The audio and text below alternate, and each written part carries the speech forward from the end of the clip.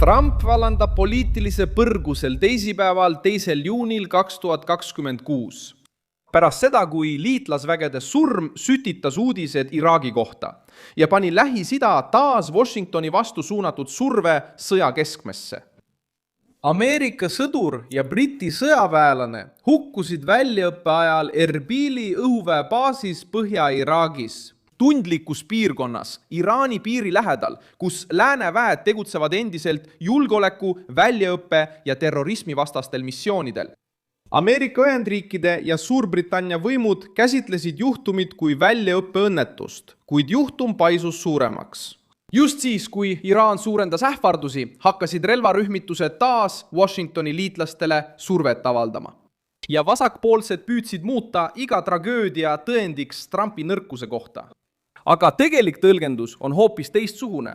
Kes võidab, kui sõdurite surmast saab poliitiline relv? Miks Iraan provotseerib, kui läbirääkimised on veel avatud? Kuidas Trump reageerib, kui püütakse Ameerika Ühendriike tõmmata kontrollimatusse sõtta? Ma räägin sulle sellest kohe kõigest. Kui sulle meeldib selline otsekohene ja aus sisu, siis kaalu tellimist, sest siin on iga päev selliseid videoid. Surmad toimusid pühapäeval 31. mail 2026 ühise sõjalise tegevuse käigus Erbili õhuväebaasis Iraagi Kurdistanis. See piirkond ei ole lihtsalt suvaline koht kaardil. Erbilis asuvad Ameerika, Briti ja teiste liitlaste väed, sest see piirkond on aastaid olnud kasutusel operatsioonideks Islamiriigi vastu, lääne huvide kaitsmiseks ning koostööks kohalike kurdi jõududega. Ameerika Ühendriikide armee teatas, et Ameerika sõjaväelane hukkus treeningu ajal toimunud õnnetuses, samal ajal kui Suurbritannia kaitseministeerium kinnitas, et samas olukorras hukkus ka Briti armee liige. Nende isikud jäeti esialgu avaldamata perekondade austusest ning õnnetuse tehnilised üksikasjad on endiselt uurimisel. Just seal algabki võitlus narratiivi pärast.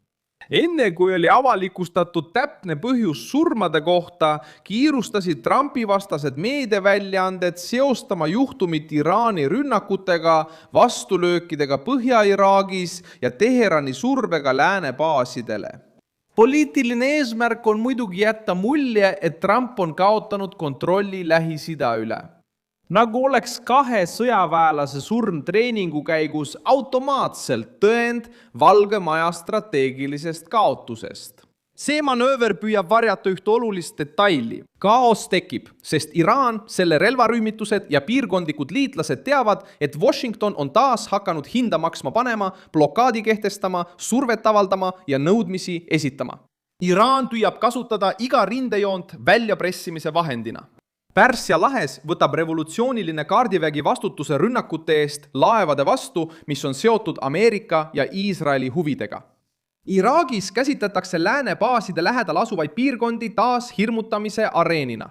Liibanonis avaldab Hezbollah Iisraelile survet ja püüab habrast relvarahu enda kasuks pöörata. Teheranis ähvardavad võimu esindajad pidurdada läbirääkimisi Washingtoniga iga kord, kui Iisrael ründab terrorirühmitusega seotud positsioone. See skeem on tuttav. Provotseerida, ähvardada, samm tagasi astuda, nõuda järeleandmisi ja seejärel süüdistada Ühendriike igas vastureaktsioonis. Donald Trump astub sellesse olukorda, püüdes vältida topeltlõksu. Esimene lõks on sõjaline. Suruda Ühendriigid avatud eskalatsiooni mitmel rindel korraga. Iraagist Liibanoni, Pärsia lahest Punase mereni. Teine lõks on poliitiline. Muuta iga kaotus, iga leke ja iga pingekollet liitlaste vahel relvaks Valge Maja enda vastu. Kuid faktid näitavad, et Donald Trump on arutelude keskmes just seetõttu, et kõik teavad, ilma Washingtonita pole tõelist pidurit Iisraeli, Hezbollah, Iraani ja nende relvastatud harude üle. Valge Maja pidi samuti tegutsema Liibanoni suhtes, kus Iisrael ähvardas laiendada operatsioone Hezbollah vastu ja Iraan kasutas seda ettekäändena, et peatada kõnelused Ameerika Ühendriikidega. Donald Trump rääkis Benjamin Netanyahuga, see aitas vältida suurt pealetungi Beirutis ning ta väitis, et suhtles ka Hezbollahga seotud esindajatega, et tulistamine peatada. Sellise ulatusega kriisis ei tähenda jõud ainult pommide saatmist. Jõud tähendab ka seda, et takistad liitlasel tegemast otsust, mis annaks vaenlasele täiusliku ettekäände kogu piirkonna süütamiseks. Netanyahu seisab silmitsi sisemise survega ministritelt ja liitlastelt, kes nõuavad karmimat vastust Hezbollah'le. Hezbollah omakorda püüab esineda vastupanu liikumisena, hoides samal ajal Liibanoni Iraani kalkulatsioonide vangis. Iraan püüab end näidata liibanonlaste kaitsja rollis, kuid kasutab Liibanoni territooriumi läbirääkimisvahendina Iisraeli ja Ameerika Ühendriikide vastu. Trump tegeleb selle räpase mänguga, lubamata meedial muuta olukorra keerukust lihtsaks pealkirjaks tema vastu. Väed Iraakis hukkuvad ja see muutub selles olukorras emotsionaalseks päästikuks presidendi ründamiseks.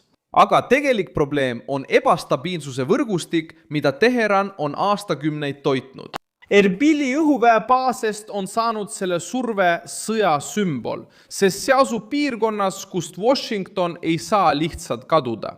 Kui Ameerika Ühendriigid lahkuvad, täidavad selle tühimiku Iraan, relvarühmitused, salakaubandus, vaenulik luure ja äärmuslaste rakud. Suurbritannia on samuti sellesse loosse kaasatud, sest nad koolitasid koos ameeriklastega. Briti sõduri surm näitab, et lääne kohalolek Iraagis ei ole ainult ameeriklaste pärusmaa, vaid koalitsioonist, mis üritab endiselt hoida territooriumi vähemalt mingil määral kontrolli all, vastamisi ohtudega, mis pole kuhugi kadunud. Võitlus islamiriigi vastu, baaside kaitsmine, diplomaatide turvalisus ja Iraaniga seotud rühmituste jälgimine on kõik osa sellest olukorrast. Kui sellises baasis juhtub surmaga lõppenud õnnetus, on mõju tohutu, sest see puudutab perekondi, valitsusi, liitlasi ja piirkonda, kus igasugune infolünk muutub spekulatsioonide kütuseks. Iraan märkab seda tülimikku ja püüab selle täita hirmutamisega. Revolutsiooni kaardivägi teab, et rünnakud laevadele, ähvardused strateegilistes väinades ja tulised avaldused toovad kaasa ülemaailmseid pealkirju. Eesmärk ei ole ainult sõjaline, vaid ka psühholoogiline. Teheran tahab, et investorid, valitsused, väejuhid ja Ameerika valijad tunneksid, et režiimiga vastasseisu hind on liiga kõrge. Iraani sõnum on lihtne. Kui Washington survestab, süttib Lähis-Ida leekidesse. Trump püüab seda loogikat ümber pöörata, näidates, et hind on olemas ka provotseerijatele. Erinevus seisneb nüüd selles, et Trump ei reageeri enam ainult Iraanile. Ta püüab kontrollida liitlasi, ohjeldada relvarühmitusi, säilitada läbirääkimisruumi ja hoida sõjalist survet, ilma sattumata sõtta, mida tema vastased soovivad. Seseleta pingic Netanyahuga. Trump teab, et Iisraelil on õigus end Hezbollah vastu kaitsta, kuid ta teab ka, et halvasti läbimõeldud rünnak Beirutis võib anda Iraanile täiusliku ettekäände läbirääkimistest loobumiseks, asendusjõudude käivitamiseks ja Washingtoni süüdistamiseks uues piirkondlikus plahvatuses. Tõeline poliitika nõuab jõudu, kuid nõuab ka juhtimist. Erbili juhtum paljastab veel ühe olulise punkti, ebamugavustunde. Isegi kui Ameerika ja Briti ametivõimud räägivad väljaõppe õnnetusest, kasvab avalik ärevus, sest piirkonda ümbritseb pinge. See ei anna õigust muuta kahtlust faktiiks, kuid kohustab Washingtoni olema kiire, läbipaistev ja karm iga välise ohu suhtes. Uurimine peab selgitama, mis juhtus, kuidas see juhtus ja kas oli tegemist operatiivse vea, varustuse rikke, ohtliku keskkonna või mingi sekkumisega. Trumpi vastus peaks tulema selles suunas. Kaitsta perekondi, nõuda uurimist, kaitsta vägesid ja teha selgeks, et igal rünnakul ameeriklaste vastu on tagajärjed. Trump päästab põrgu valla, kui otsustab sellele väljapressimisele mitte järele anda. Vastus ei pea olema tühi müra, vaid surve Teheranile, turvameetmete tugevdamine baasides, tihe koostöö Londoniga ja otsene hoiatus rühmitustele, kes ümbritsevad Ameerika vägesid. Mina olen Milson Alves, Global rahvusvaheliste suhete asjatundja ja minu eesmärk on hoida sind iga päev tõega hästi informeerituna. Uudiste lingid leiad video kirjeldusest. Pane sellele videole like, telli kanal ja vaata lõpus kindlasti kommentaare, nii saad olla veelgi paremini kogukonnaga seotud. Milson Alves, Global.